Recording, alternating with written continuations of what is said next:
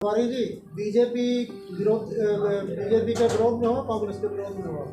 हम लोग कांग्रेस के विरोध में, बीजेपी के विरोध में। बीजेपी को समर्थन क्यों दिया जिला परिषद में? किसी ने कोई समर्थन नहीं दिया। ये बिल्कुल झूठी बकवास है।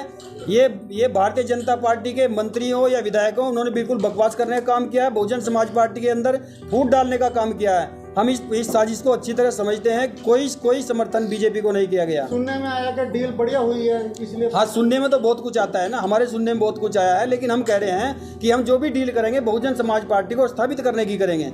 इसके सिवाय कोई डील नहीं होगी। एक तरफ तो आपका चेयरमैन बन रहा था कांग्रेस में, बीजेपी में वाइस चेयरमैन बना। नहीं, ये नहीं हमारी नॉलेज में बात है। ये हमारी नॉलेज में बात नहीं है। ये हमारी नॉलेज में कोई बात नहीं है। मैं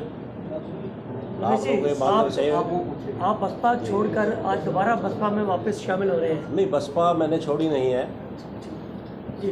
बसपा को मैंने कभी, बसपा के खिलाफ मैं गया नहीं कभी, मैंने बसपा छोड़ी नहीं।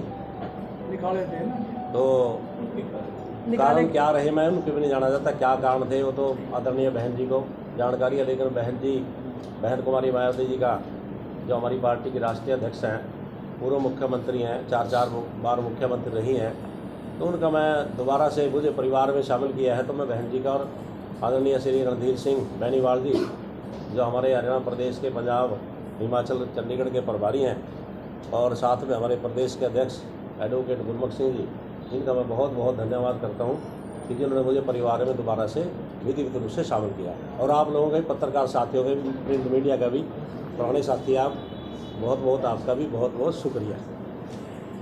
ऐसा क्या था कि इतना बढ़िया पद छोड़कर आज आप निचले स्तर से फिर शुरू हो? नहीं, मैंने तो पद छोड़े नहीं। कोई कमियां तो रही थी ना, जो पार्टी को इतना एक्शन लेना मैं उन पर नहीं जाना क्या कमियां रही क्या नहीं। मैं तो एक कार्यकर्ता, मैंने एक कार्यकर्ता बन के काम किया पार्टी में। 22 साल में प्रदेश जिले का अध्यक्ष रहा, यहाँ विधानसभा का जगाधरी का संयोजक रहा 6-7 साल, और 8 साल में प्रदेश का अध्यक्ष रहा, जम्मू कश्मीर का प्रभारी रहा, हरियाणा का प्रभारी रहा। मैंने एमपी का चुनाव लड़ा, 2 एमएलए के चुनाव लड़े।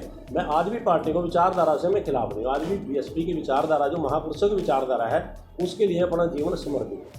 आज जब ज्वाइनिंग दोबारा की है, तो क्या उसी पहले की तरह काम होगा या मन में थोड़ी सी रहेगी? कोई मन में किसी के प्रति, किसी कार्यकर्ता के प्रति, पार्टी विचारधारा के प्रति, हमारे नेताओं के प्रति कोई किसी तरह का भी ना पहले था ना आज है।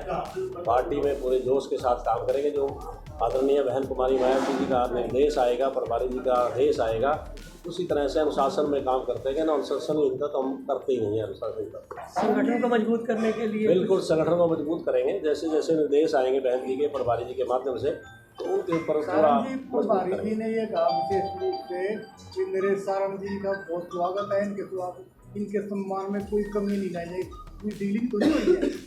देखो, आप हमारे पुराने साथी है, सारे साथी पुरानी है मीडिया के, बहन जी बैठी है, तो ऐसा नहीं है, कुछ नहीं है। इन्होंने बलजीत के बारे में नहीं कहा, बानीवाल के, उसके मैं तो जानने वाले के बारे में नहीं कहा। विशेष सम्मान बड़े भाई हैं कहाँ वहाँ नहीं, देखो ऐसा है, पार्टी के हम कार्यकर्ता हैं, और कार्यकर्ता का सम्मान बीएसपी के अलावा कहीं नहीं है।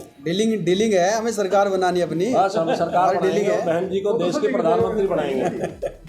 आने वाले 2024 में सारे साथी मिलकर के, आप लोगों का भी सहयोग रहा, प्रिंट मीडिया, इलेक्ट्रॉनिक मीडिया का, तो बहन जी देश की प्रधानमंत्री बनेंगे। इससे बड़ी हमारी क्या डीलिंग हो सकती है? अभी आपने कहा कि सरकार बनानी है, यूपी में ऐसा क्या था कि बहन जी बिल्कुल चुप थे? नहीं, किसी मुद्दे पे बहन जी चुप नहीं रही। ऐसा कोई मुद्दा नहीं रहा जिस पे बहन जी चुप रही है। निश्चित तौर पे बहुजन समाज पार्टी के हित में, बहुजन समाज पार्टी के कार्यकर्ताओं के हित में बहन जी तत्पर खड़ी है। और यहाँ तक आपको सबूत हम एक देना चाहते हैं कि उनके भतीजे आकाश आनंद की शादी थी, उसमें किसी भी पार्टी का कोई कार्यकर्ता, किसी भी पार्टी का कोई नेता उसमें शामिल नहीं हुआ, उसमें किसी को इनवाइट नहीं किया गया। केवल और केवल बहुजन समाज पार्टी के कार्यकर्ता उसमें शामिल करने का काम किया गया है। इससे बड़ा कोई सबूत नहीं हो सकता।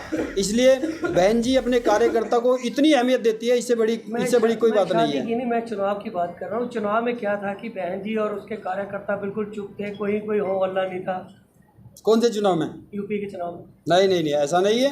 कार्यकर्ता पूरी मुस्तैदी से लगे हुए हैं।